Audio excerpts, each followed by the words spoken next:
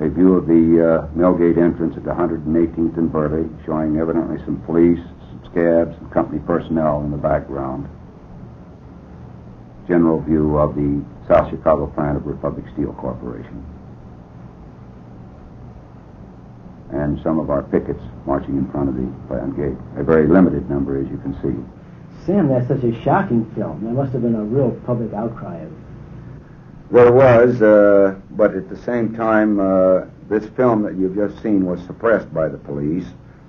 The public press, that is, the newspapers, tended to support the Chicago police. They looked upon it as a demonstration that warranted the bloodshed by the Chicago police.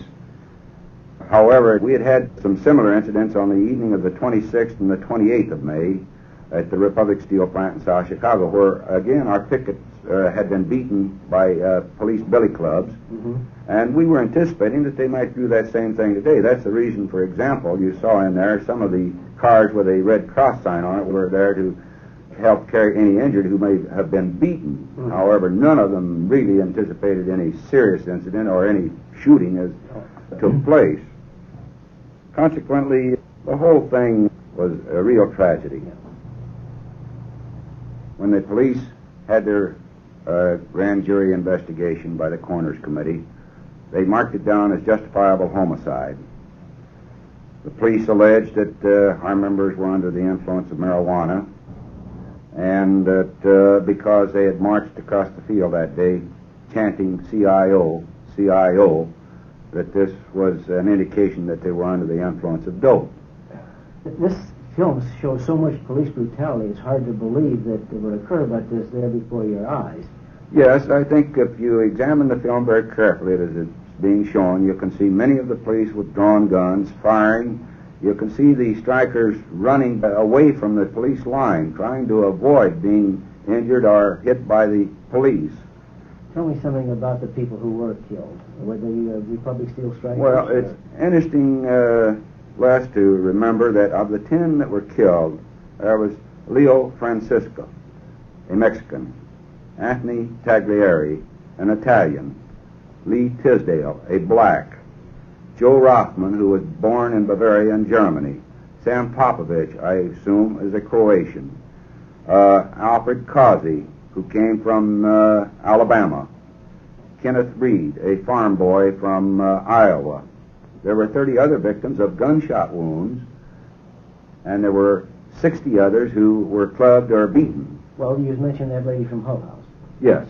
What was her testimony again? That Miss Marshall, Lupe Marshall, testified that when she was thrown into the paddy wagon and to be hauled to the police station, that they were normally you accommodate 8 passengers in the paddy wagon. She counted 16.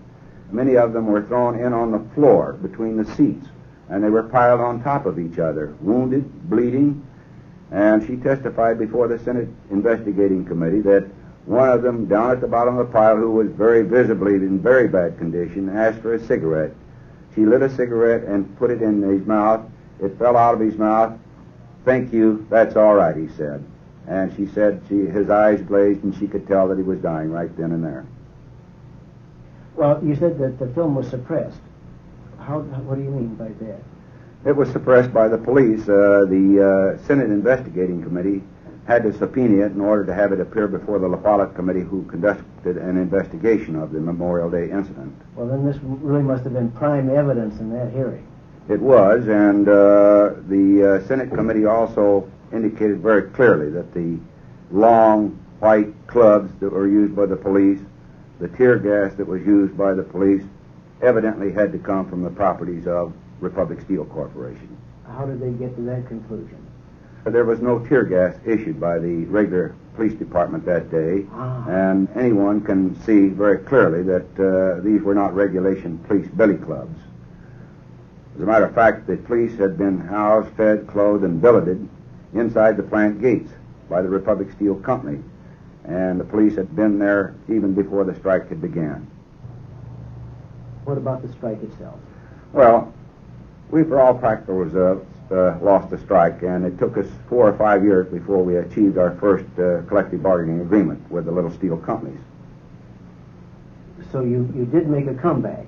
Oh, we did make a comeback. We did not stop fighting. We fought to maintain the union and to conduct local union meetings and continue to organize and to use all of the available legal means that were present to finally vindicate the position of the right of the American working men and women to have a legitimate, bona fide trade union of their own choosing. Our union wasn't handed to us on a silver platter. We had to fight for it every inch of the way. That there were a lot of blood, sweat, and tears that went into the building of this organization. And that as long as we have laws that govern the relationship between the employer and the members of the union, we must constantly be on the alert to protect those rights. The right of freedom to speech, freedom of assembly, the right to peacefully picket.